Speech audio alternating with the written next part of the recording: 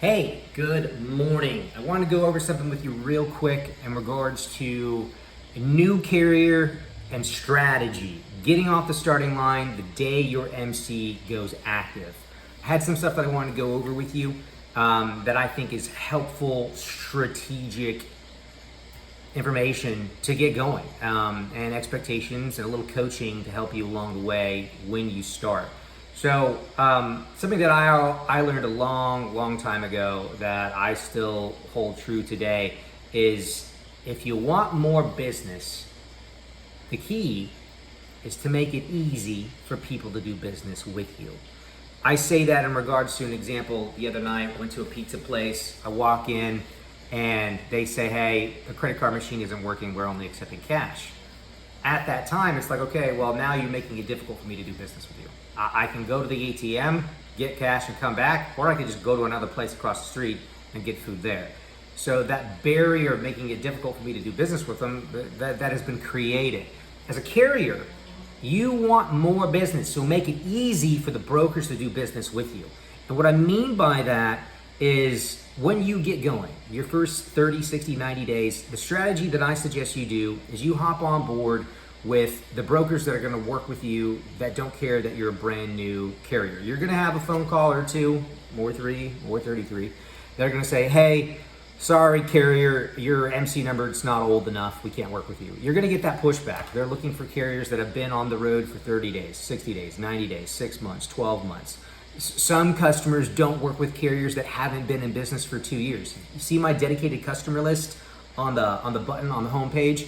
A lot of those are great customers to work with, and they're big box names: Walmart, Kroger, Publix, HEB, Dollar General. But they are waiting for that carrier to have the appropriate amount of age, no freight guards. They have great history within the system, that is Carrier 411, and other databases, before they allow those carriers to start doing business with them. But anyway, I'm getting off on a rant. So you're gonna get a lot of pushback. It's gonna be a speed bump. It's not a brick wall that you can't get through. It's a speed bump and you'll get over it. It just takes a little bit of time. The older your MC gets, the waterfall, the brokers, the opportunities, it gets bigger and bigger and bigger, and more opportunities you get to work with more brokers. But getting going, I would say, and at the same time too, if you work with me for freight factoring, I have a list of 120, 140 brokers that work with brand new MCs day one.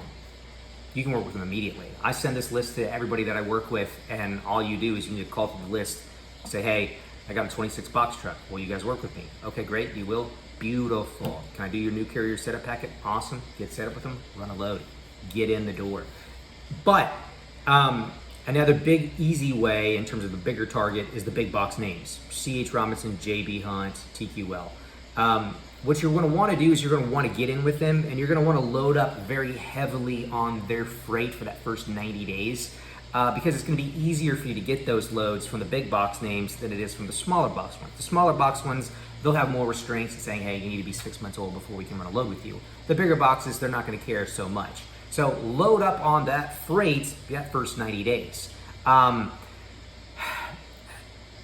However, after your 90 days, 6 months, 9 months later down the road, you want to diversify the brokers that you're working with. It's like if somebody said, hey, you got 20 grand, you're going to put it in the stock market and all you got is 20 grand. Well, are you going to put it all in McDonald's? Nah, a financial advisor is going to say, you want to be diversified. You want to put that 20 grand in a couple different companies. Put it in McDonald's, put it in Microsoft, put it in Bank of America, put it in Verizon Wireless. Diversify your portfolio. Same thing with a trucking company. When you get going, you're going to kind of only work with a couple brokers that you're going to build relationships with. But then eventually you want to be working with tons of different brokers and diversify your portfolio of brokers that you're working with. If you follow what I'm saying in terms of strategy, that is what you need to do. And at the same time too, you need to get on their books. And what I mean by that is, let's say TQL, for example. You hop on board with TQL, they're offering you a load, it's your first load. You've never done a load before. You've never gone to a shipper and picked up freight, you've never gone to a receiver and delivered, it's your first load. Even if it's a loss, not that it's a crazy loss, make sure it's reasonable. Take it, it's your first load. And what I mean by that is you're now in that brokerage's lane history. This carrier has lane history with TQL. Oh yeah. back on the 2nd, Friday, February 2024, yeah, that carrier did do a load for us, and that was about a week and a half ago. Yeah, we've done business with them before. Okay, they did a good job. We have no bad notes in our system. Let's give them another load. You're in the books. You're in the system. And along with that, going back to making it easy for people to do business with you, communication. So Macro Point for tracking. I'm drawing a blank on the other tracking tool. There's a whole bunch of them. Macro Point is the most common one. But anyway, it doesn't matter in terms of getting these people emailing me.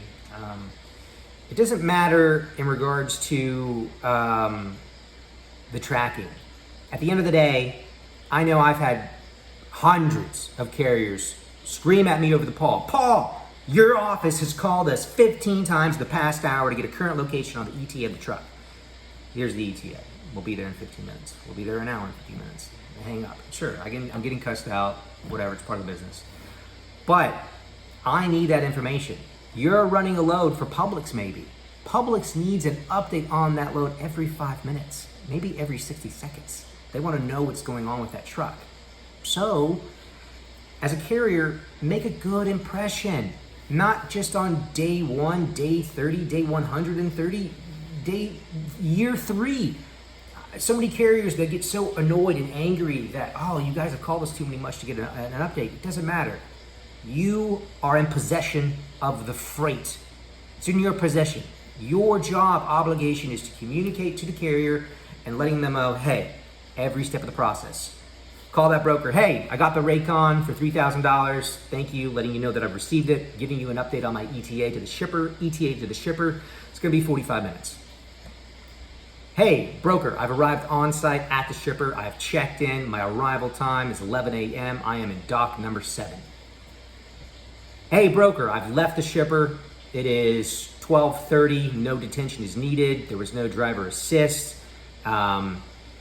We are departing. We're leaving now.